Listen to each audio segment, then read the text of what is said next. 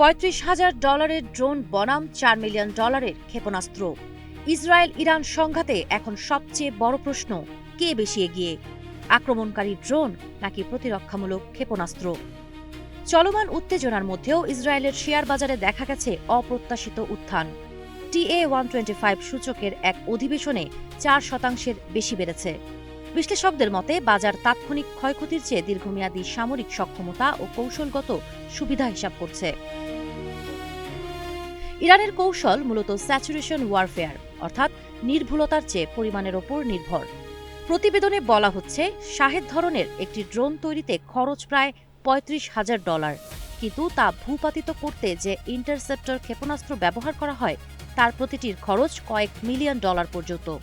অর্থাৎ ব্যয়ের হিসেবে ড্রোনই এগিয়ে। হাজার হাজার ড্রোন ছোড়া হলে প্রতিরক্ষা ব্যয় দ্রুত আকাশ ছোঁয়া হতে পারে। তবে প্রযুক্তিগত দিক থেকে ইসরায়েলের শক্ত অবস্থান রয়েছে। বিশেষ করে লেজার ভিত্তিক আয়রন বিম সিস্টেমকে সম্ভাব্য গেম চেঞ্জার হিসেবে দেখা হচ্ছে।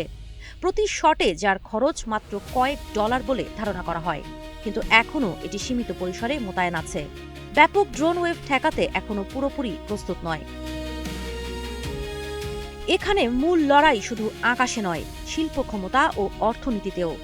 ইরান কম খরচে বিপুল ড্রোন উৎপাদনে সক্ষম হলে চাপ বাড়বে, আর ইসরায়েল যদি প্রযুক্তি, মজুদ এবং পশ্চিমা মিত্রদের সহায়তায় প্রতিরক্ষা টিকিয়ে রাখতে পারে, তবে ক্ষেপণাস্ত্র প্রতিরক্ষা ব্যবস্থাই প্রাধান্য পাবে।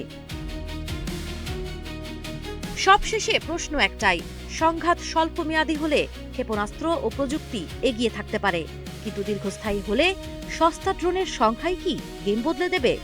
বাজার আপাতত প্রযুক্তির পক্ষেই বাজি ধরছে।